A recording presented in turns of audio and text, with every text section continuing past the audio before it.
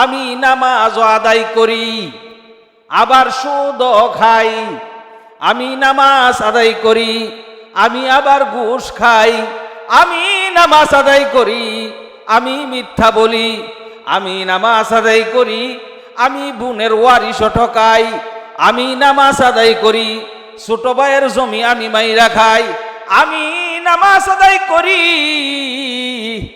অন্যজনের জমি আমি দখল করতে থাকি। কি কোন কথা ঠিক না বেঠিক? কিন্তু নামাজ আদায় করলাম আমি আবার পরের হক নষ্ট করলাম। এইরকম মানুষ যারা থাকবে যত নামাজি পড়ুক না কেন এইসব নামাজ তার কোনো উপকারে আসবে না, কোনো উপকারে আসবে না তার নামাজ। আপনি যত নামাজি পড়েন এই রকম নামাজির নামাজ আল্লাহ তাআলা কবুল করবেন না। কারণ এই আল্লাহর রাসূল সাল্লাল্লাহু আলাইহি ওয়াসাল্লাম মসজিদে নববীতে বসে আছেন আসরের সময়। বসে থাকার পর সাহাবীদের দিকে মুখ করে বসে আছেন। আল্লাহর রাসূল সাহাবীদেরকে বলেন, ও সাহাবারা, এই মুহূর্তে যেই লোকটা মসজিদে নববীতে প্রবেশ করতেছে এই লোকটা জান্নাতি। সাহাবারা সবাই তাকায় আছেন যে কোন লোকটা এই মুহূর্তে প্রবেশ করে।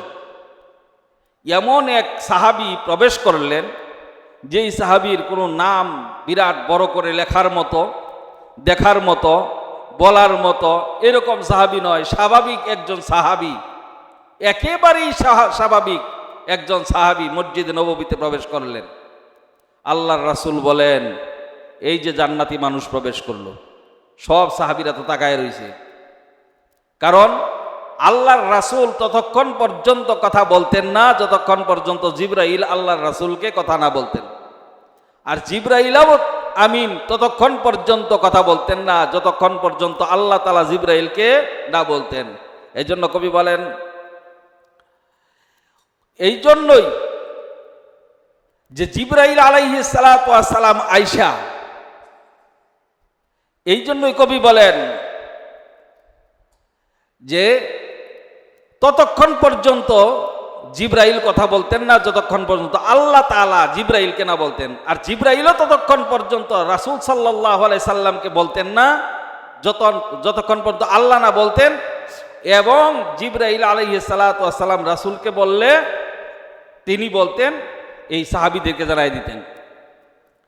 আল্লাহর রাসূল সাল্লাল্লাহু আলাইহি সাল্লাম এই কথা বলার পরে যখন এই কথা বললেন, হযরত আব্দুল্লাহ ইবনে উমর রাদিয়াল্লাহু তাআলা আনহু তিনি লক্ষ্য করলেন যেই সাহাবী এই প্রবেশ করলেন এই সাহাবীর দিকে তাকায় রইলেন আর চিন্তা করলেন এই সাহাবী কি আমল করার ধারা তিনি আল্লাহ তাআলা জান্নাতি ঘোষণা করলেন। এই জিনিসটা তালাশি করার জন্য তিনি কি করলেন, এশার নামাজের পরে আব্দুল্লাহ ইবনে উমর রাদিয়াল্লাহু তাআলা আনহু মসজিদ থেকে বের হইয়া তিনি কি করলেন, ওই সাহাবীর পিছনে পিছনে তার বাড়ির দিকে যাইতেছে। ডাক দিয়ে বলেন, ও সাহাবী, আমি আপনার মেহমান হইতে চাই, আপনার কোনো আপত্তি আসেনি? আল্লাহর নবীর সাহাবী ডাক দিয়া বলেন, আব্দুল্লাহ ইবনে উমর আমার বাড়ির মেহমান হবে, এর চেয়ে খুশির খবর তো আমার কাছে আর নাই। আব্দুল্লাহ ইবনে উমর আমার বাড়ির মেহমান হবে, এইটা তো খুব আনন্দের ব্যাপার। এই জন্যই কি করলেন, আব্দুল্লাহ ইবনে উমর রাদিয়াল্লাহু তাআলা আনহুকে নিয়ে তার বাড়িতে গেলেন। বাড়িতে যাইয়া খাওয়া দাওয়া শেষ করে আব্দুল্লাহ ইবনে উমর রাদিয়াল্লাহু তাআলা আনহু নামাজে দাঁড়ায়া গেলেন। আব্দুল্লাহ ইবনে উমর রাদিয়াল্লাহু তাআলা নামাজে দাঁড়াইলেন, ওই সাহাবী দেখলেন উনি শুইয়া ঘুম, এমন ঘুম সারা রাত্র ঘুমাইল। সে আশ্চর্য হয়ে গেল যে সারাটা রাত্র ঘুমাইল, তাহাজ্জুদ পড়ল না, আল্লাহর জিকিরও করলো না, কোরআন তেলাওয়াত করলো না। তিনি ফজরের আজান দেওয়ার সাথে সাথে উঠা ওযু করে আবার মসজিদে নববীতে গেল। এখন আল্লাহর নবীর সাহাবী আব্দুল্লাহ ইবনে উমর রাদিয়াল্লাহু তাআলা চিন্তা করলেন, হয়তো আজকে অসুস্থ, এই জন্য মনে হয় তাহাজ্জুদ পড়ে নাই বা অন্যান্য আমল করে নাই। আগামীকাল দেখি দ্বিতীয় দিন রইলেন একই অবস্থা, তৃতীয় দিন রইলেন একই অবস্থা।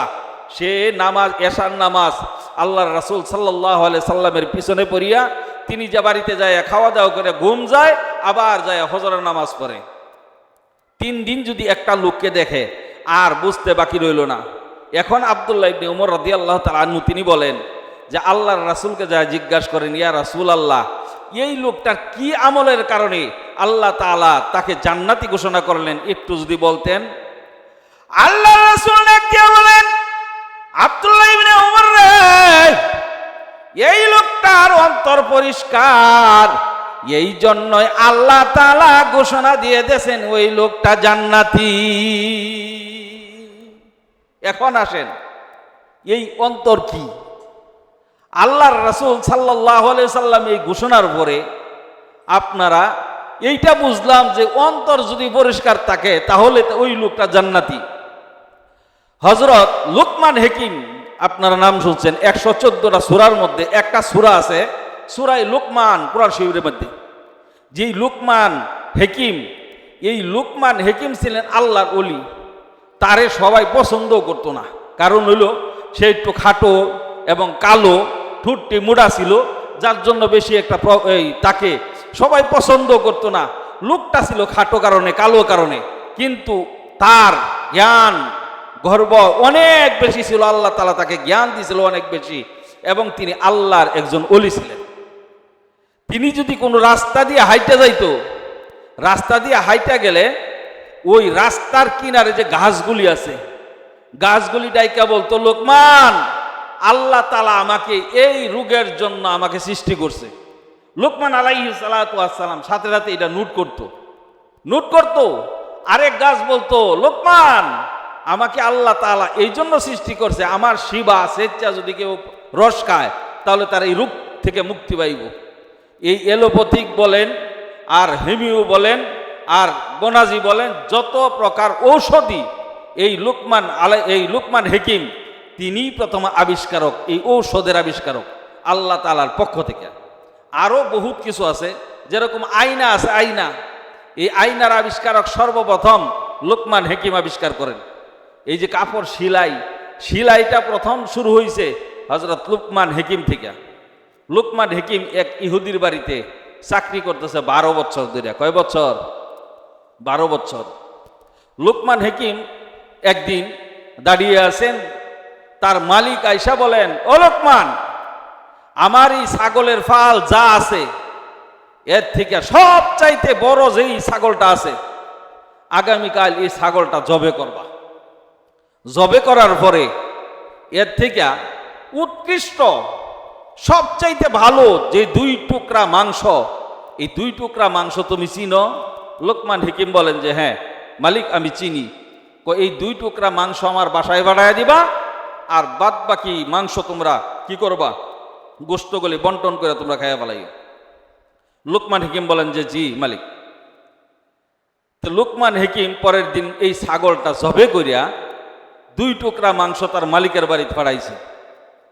মালিক এই মাংসগুলি খুইলা দেখলো, তার এইখানে ভাড়াইছে 2 টুকরা মাংস, একটা হইল জিহ্বা আর একটা হইল কলিজা। কি ভাড়াইছে? একটা জিহ্বা আর একটা কলিজা, 2টা জিনিস পাঠাইছে। লুকমান হাকিম 2টা জিনিস পাঠানোর পরে আরো কিছুদিন যাওয়ার পর এই ইহুদি আবার আসে। আসার পরে লুকমান দাঁড়িয়ে আছে। লুকমানকে বলে, লোকমান, আগামীকাল এই পালের থেকে সবচাইতে বড় যে ছাগলটা আছে এটা তুমি জবে করবা। জবে করার পরে এই ছাগলের থেকে সবচাইতে নিকৃষ্ট, আগে কি কইছিল উৎকৃষ্ট, এখন বলছে সবচাইতে নিকৃষ্ট 2 টুকরা মাংস চিনো? লুকমান হাকিম বলে চিনি। 2 টুকরা মাংস আমার বাসায় পাঠাইবা, আর বাদ বাকি মাংসগুলি তোমরা বন্টন করে খেয়ে ফেলবা। লুকমান হাকিম পরের দিনও পাঠাইলেন 2 টুকরা মাংস। এই 2 টুকরা মাংস খুঁজলিয়া দেখে পাঠাইছে জিহ্বা আর কলিজা। এখন এই মালিকে কয়, আগে উৎকৃষ্ট মাংস পাঠাইতে বললাম, পাঠাইছে কি মাংস, কি জিহ্বা আর কলিজা, আবার নিকৃষ্ট 2 টুকরা মাংস পাঠাইতে বললাম, সেইটা পাঠাইছে কি? জিহ্বা আর কলিজা। মালিক ডাক দিয়ে বলেন, এই লোকমান, উৎকৃষ্ট 2টা টুকরা মাংস পাঠাইতে বললাম, তুমি পাঠাইলা জিহ্বার কলিজা। নিকৃষ্ট 2 টুকরা মাংস পাঠাইতে বললাম, পাঠাইলা জিহ্বার কলিজা। বলো গো, নিকৃষ্ট আর উৎকৃষ্টর মধ্যে, এই 2 জিনিসের মধ্যে পার্থক্যটা কোথায়? লোকমান হাকিম ডাক দিয়ে বলেন, মালিক, যেই ব্যক্তির জিহ্বার কলিজাটা পরিষ্কার থাকবে, আসমানের নিচে জমিনের উপরে, তার চেয়ে ভালো মানুষ আর কোনো ব্যক্তি আর হবে না। 2টা জিনিস যদি পরিষ্কার থাকে, তাহলে ওই ব্যক্তি সবচাইতে ভালো। ওই ব্যক্তি হইল আল্লাহ তাআলার বন্ধু, ওই ব্যক্তি হইল আল্লাহর ওলি। আল্লাহ তাআলা ডাক দিয়া বলেন, আলা ইন্না আউলিয়া আল্লাহ লা খাউফুন আলাইহিম ওয়ালা হুম ইয়াহজানুন। যেই ব্যক্তি আল্লাহ তাআলার ওলি হবে, দুনিয়ার মধ্যে আখিরাতের মধ্যে তার কোনো চিন্তাও নাই, পেরেশানিও নাই, তার কোনো চিন্তাও নাই, পেরেশানিও নাই। আমরা তো বুঝি যে আমরা যারা নামাজ পড়ি, আমরা যারা নামাজ আদায় করি, যারা হজ করি, যারা জাকাত দেই, তারাই বুঝহ উত্তম মানুষ। কি কন? কথা ঠিক না বেঠিক? আমরা অনেক সময় নিজেকে নিজে ভাবি যে আমরা মনে হয় উৎকৃষ্ট। না, আপনারা উৎকৃষ্ট হইতে পারেন নাই। নামাজ পড়লেই যে আপনি উৎকৃষ্ট এটা নয়। আপনার যদি অন্তর পরিষ্কার না থাকে, আপনি উৎকৃষ্ট নাই, সবচাইতে নিকৃষ্ট মানুষ হইলেন আপনি। কারণ অন্তর আগে সাফ লাগবো। আমরা কিরকম নামাজ আদায় করি, নামাজের মধ্যে আইসাই কি করি? নামাজে দাঁড়াই। নামাজে দাঁড়ানোর পরে দেখা যায় আমরা আর আমতলি থাকি না, আমরা চলে যাইগা মাওনা, আমরা চলে যাইগা ঢাকা, আমরা চলে যাইগা বাড়িতে, আমরা যাইগা অন্য জায়গায়। অন্য জায়গায় মন গুইরিয়া টুইরিয়া আওয়ার পরে এই 2 রিয়াত পড়ছি না 4 রিয়াত পড়ছি, একটা আওলা বাজে না বাজে না? জোরে কর না, বাজে? জোরে কর না খে? আমার আল্লাহ তাআলা ডাক দিয়ে বলেন, যেই ব্যক্তি নামাজ আদায় করবে, যেই ব্যক্তি নামাজ আদায় করবে, সেই ব্যক্তি সমস্ত পাপ এই নামাজেই তাকে ফিরাইবে। আল্লাহ তাআলা পবিত্র কালামুল্লাহ শরীফে ইরশাদ করেন, ইন্নাস সালাতা তানহা আনিল ফাহশাই ওয়াল মুনকার। সমস্ত পাপ কাজ এই নামাজেই তাকে কি করবে? হেফাজত করবে। কিন্তু দেখা যায় আমি নামাজ আদায় করি, আবার সুদও খাই। আমি নামাজ আদায় করি, আমি আবার ঘুষ খাই। আমি নামাজ আদায় করি, আমি মিথ্যা বলি। আমি নামাজ আদায় করি, আমি বোনের ওয়ারিশ ঠকাই। আমি নামাজ আদায় করি, ছোট ভাইয়ের জমি আমি মাইরা খাই। আমি নামাজ আদায় করি, অন্যজনের জমি আমি দখল করতে থাকি। কি কোন কথা ঠিক না বেঠিক? কিন্তু নামাজ আদায় করলাম, আমি আবার পরের হক নষ্ট করলাম। এইরকম মানুষ যারা থাকবে, যত নামাজি পড়ুক না কেন, এইসব নামাজ তার কোনো উপকারে আসবে না, কোনো উপকারে আসবে না তার নামাজ।